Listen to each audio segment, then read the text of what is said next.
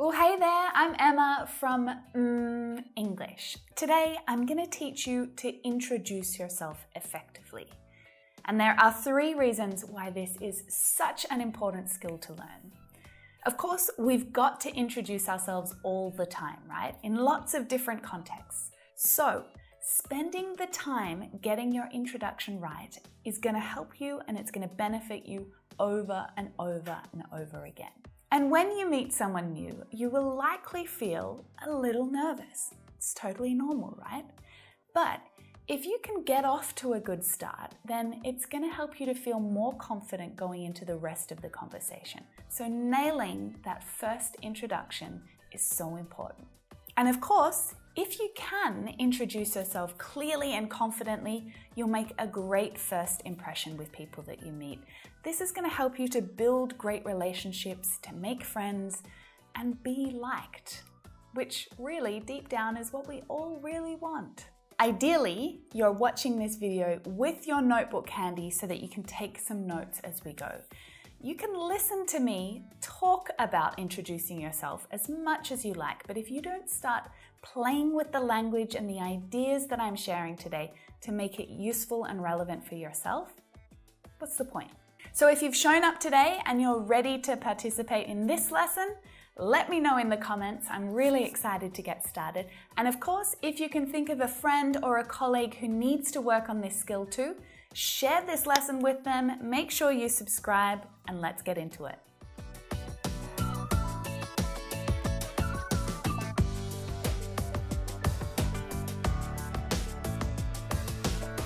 So imagine hearing this question, tell us about yourself, and feeling cool, calm, and collected as you reply.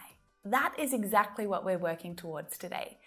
We want to not only just answer this question with ease, but we want to do it accurately as well. There are lots of different places and contexts where you might need to introduce yourself. Some of them are formal, some of them are really informal. So knowing your context and your audience is extremely important. I can't stress that enough. It's so important. And adjusting your introduction just slightly to those different situations is a really powerful skill to learn. Because it might be useful to talk about your education and your profession in some contexts, but really weird to bring that up at a party, right? Like that's a good way to bore someone to tears. So let's get started with your introduction today. And how do we start? We start really simply and casually with your name. I am Emma, or I'm Emma. Now, in most situations, it's much more natural to use the contraction I'm Emma. It sounds much more relaxed that way. You can also say, my name is Emma, or my name's Emma. Simple, right? You got this. Now, what if you have a preferred name or a nickname? It is always really good to let the person who you're addressing know right up front, right? And an informal way to do that is to say, but my friends all call me, my name is Beatriz, but my friends all call me B. A slightly more formal way to do that is to say, my name is Ibiskai, but it's hard for some people to say it, so you can call me Ibis. This is a really great expression to note down if people find it really hard to say your name. Maybe it's a long name, maybe it's not a very common name in the place where you live. You kind of get sick of having to explain it again and again. So as long as you don't mind, then this is a really great way to introduce your name or a version of your name that you like to be called. The next piece of basic information to include is something about location. It could be to do with where you're living now or where you're from originally, and there's lots of different ways to elaborate on this type of information. So I'm going to give you a few different ways of doing it here, but it's up to you to pick and choose which version works best for your story. Okay, so experiment, get a little playful with some of these combinations. I'm from Australia.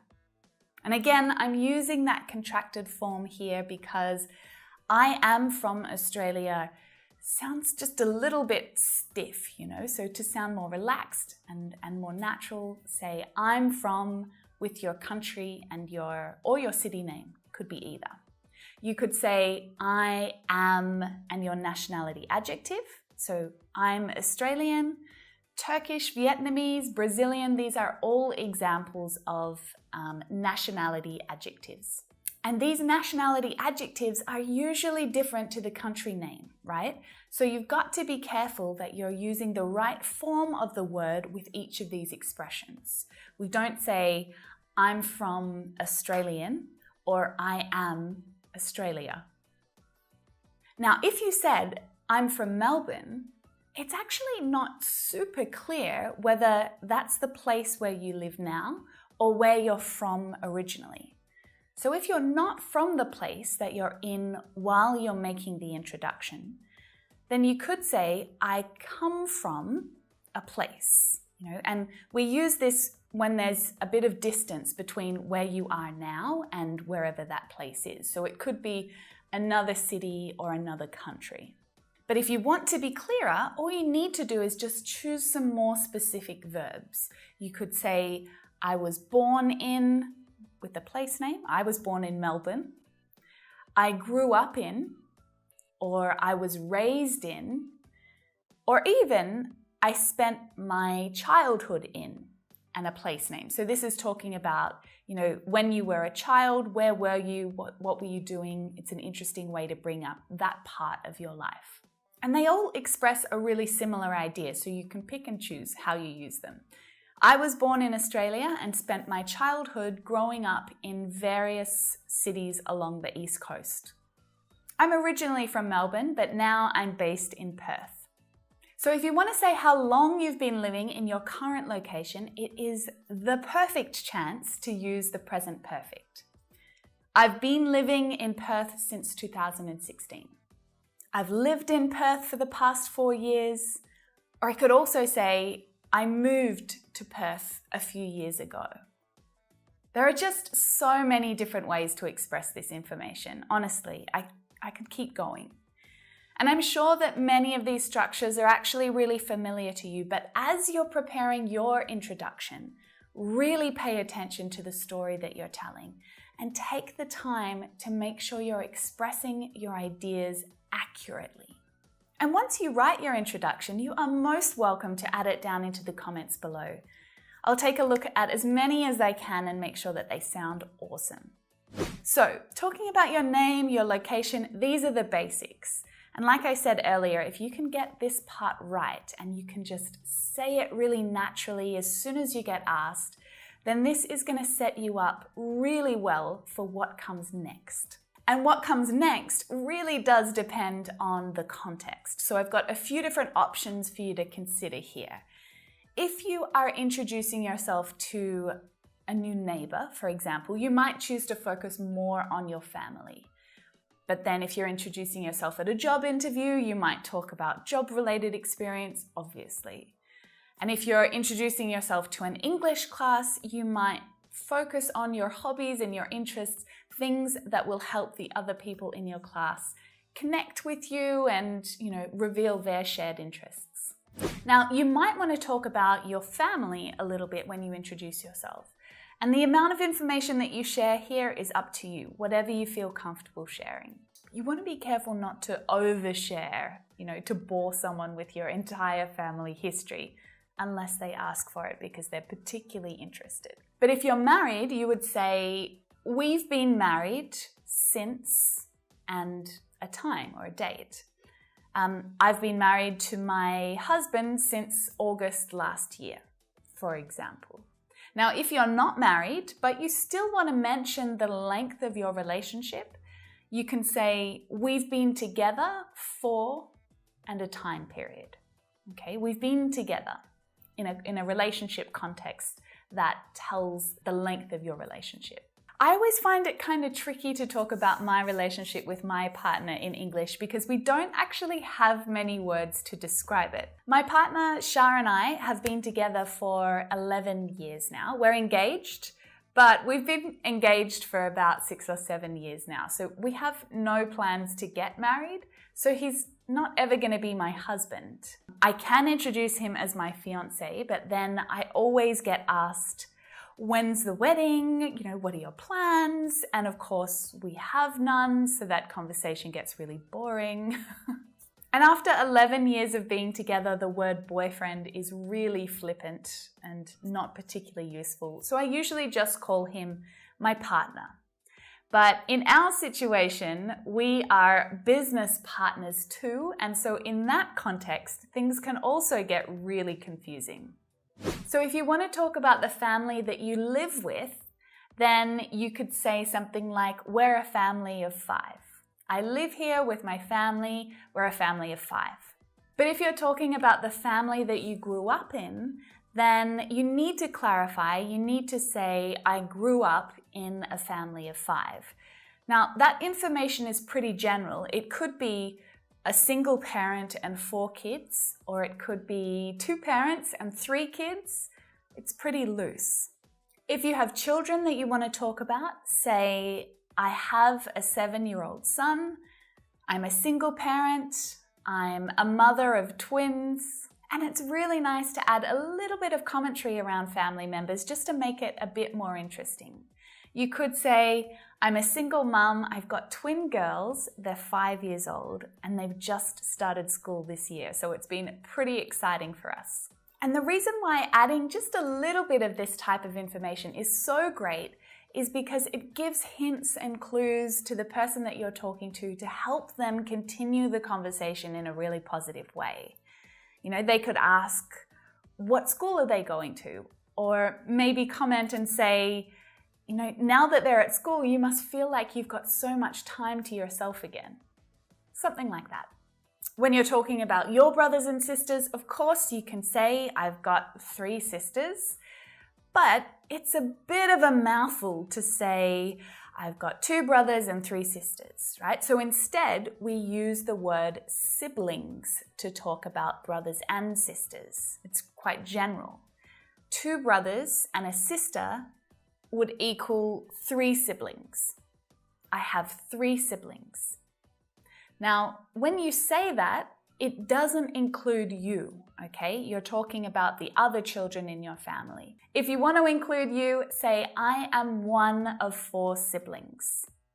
And if you've got no siblings, then you're an only child. I'm an only child. You might also want to talk about your extended family. Now, this is a really, really great expression to use when you're talking about aunties, uncles, grandparents, cousins. By saying extended family, you're including all of them. You don't have to go into detail about who and how many and all of that kind of thing. I live in Perth, but most of my extended family lives in Melbourne. But saying extended family means you don't need to list out everyone, right? So you might want to talk about interests or hobbies, things that you do outside of work. We'll talk about work in a second, so don't jump ahead. But to talk about hobbies, you might say, I enjoy with a noun. I enjoy baking. Don't say, I enjoy to bake, right? Enjoy as a verb is always followed by a noun, and this is a gerund, okay? You can always say, I like or I love with a noun. So I love playing football, for example. But the verbs like and love, they can be followed by a gerund or the verb infinitive, and the meaning stays the same. So you can also say, I love to play football. The meaning is exactly the same. You could say, I'm really into something. And this is a really great, a really natural way of talking about the things that you like. I'm really into jazz music. Now, having a couple of interesting things to include about yourself in your introduction is so useful in lots of different contexts. If you've ever been part of an English class or some other meeting where you've got to meet people for the first time, then the teacher will often suggest, let's go around the room and you'll need to introduce yourself. Tell us your name, where you're from, and something interesting about yourself. Oh. It's always good to have something ready to answer this question. Maybe you've got a special talent or an interesting hobby or a unique achievement that you can share in this situation. And a fun way of introducing this is to say, One thing you may not know about me is I love to have dinner parties, and I'll spend whole days preparing and organizing themed events for my friends. So I'm curious to hear your ideas about this. See if you can finish the rest of this sentence down in the comments below. One thing you may not know about me is... Of course, you might want to talk about your job, right? So when you're talking about your job, when you're talking about your job in your introduction, usually you're just sharing what you do and maybe who you work for. And again, there are lots of different ways to talk about your work, the company, etc. But what we really want to do today is make sure you're doing it accurately. Prepositions and articles are really challenging to get right in this section. It might be a little tricky. So I hope that you are definitely taking notes as we go and that you're applying the information that I'm sharing now to your situation. Of course, you could say I am a or an and the job position. Your job position is a countable noun, so this means you need to include an article. I'm a graphic designer, I'm an engineer. Just make sure you're not saying I'm engineer. That's wrong, okay? And if there's only one of your role within your company, then you definitely can use the definite article, the, okay? I talk more about definite and indefinite articles up here in this video. But you could say, I am the CEO of a tech company, or I am the owner of a florist. You can also talk really generally about the field or the industry that you work in by using in. I work in and the industry. I work in marketing, I work in construction, I work in design. Now, if you want to say which company employs you, then you can use either at or for with the company name. So you might say, I work at Vogue, or I work at an architecture firm, or I work for the government. Do you work for yourself? Are you your own boss? Well, in this case, you could say, I work for myself, I'm self-employed, or I run my own business. And here's a little hint. If you're unsure about how to talk about your job in your industry as it relates to your industry, then listen to others who are from your industry introduce themselves. Lots of TED Talks or lots of industry relevant videos around where you can listen to people introduce themselves in that context and learn from them. You may want to talk about education or your qualifications in your introduction, and this is most common in a professional context, maybe in an interview or in a work context. And again, there's lots of different ways that you can do this. You could say, I have a degree with an industry, like architecture or design. I have a degree in engineering. You can also say, I'm a qualified with your job title. I'm a qualified engineer. I'm a qualified architect. Now, notice that I'm using the job title and not the industry there, okay? Sounds similar to saying I'm an architect, but the difference is that the adjective qualified clarifies your status. Add it if it feels important to clarify given the context. Maybe in an interview it's relevant, but there's no need to tell someone at a party that you're a qualified engineer, all right? In that context, you would just say, I'm an engineer. If you're studying at university now, then some of these expressions are going to be really useful. I'm studying with the industry. I'm studying environmental science, or it could also be the name of your degree as well. I'm studying applied science. I'm completing a PhD in whatever the research area is. Maybe it's public health. I'm completing a PhD in public health. I'm in my final year of a something degree. I'm in my final year of an economics degree. I'm nearing the end of my studies is another way of expressing that. And maybe you're undertaking some less formal training. And that's totally cool as well. You might want to say, I'm currently taking an online course to upskill, or I'm doing an extra course to improve my skills in that area, something like that. So by now you should have a whole list of dot point ideas that we can start to build your introduction around. For me, we could say I'm Australian, I live in Perth, I'm originally from Melbourne, interests, hobbies, I love swimming in the ocean every morning, I'm a qualified English teacher, I teach on YouTube, I'm interested in businesses and startups. Great. Okay, have you got your list ready too? If not, just hit pause now, pause the video, write out your list, and then continue on. Because now we need to find a way to pull all those ideas together, okay? We want to make sure that your sentences flow together and that they sound really natural as you speak or you say your introduction. And to do that, we need to combine these ideas into some longer sentences and add a few grammatical words to help. Hi, I'm Emma. I was born in Melbourne and I grew up in various cities along the east coast of Australia. I've been living in Perth on the west coast of Australia with my partner for the past 4 years, and we absolutely love it, especially early morning ocean swims. I'm a qualified English teacher and I teach students online, and I also have an interest in business and startups as well. One thing you may not know about me is that I teach millions of students each month on my YouTube channel. Now, obviously, you know that about me, but most people I meet don't, so it's always an interesting conversation starter. This is the type of script that I want you to write now, all right? And once you've got it written down, make sure you share it down in the comments below so that I can give you some feedback and some corrections to help you improve it if you need it.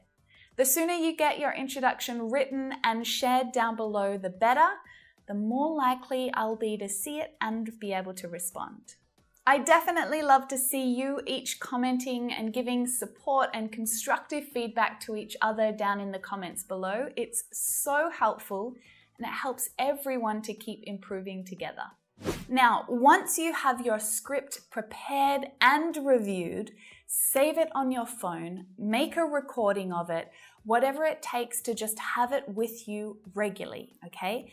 And you need to practice out loud, all right, on a daily basis. Don't just read it, practice how it sounds, how it comes out of your mouth. This is going to help you to speak more naturally, feel more comfortable as you are saying the words and the sounds and connecting those things together. It's really, really important that you practice out loud daily until you nail this. But even before then, start practicing it in real English situations. It's probably not going to be perfect at first, but you will get better every time you put it into that context and you put yourself into that situation, or you hear that question, tell me about yourself. And you might freeze at first, but it's going to change over time. You've prepared for this, you've got your answers ready, you don't need to panic. And that is the kind of headspace and feeling that you need to step into a conversation with. I hope this lesson was really practical, really useful for you. And if you're ready to keep building your conversation skills and learn how to keep your conversation going after you've introduced yourself, we'll move along to this lesson right here where we'll practice some small talk conversation starters together. I'll see you in there.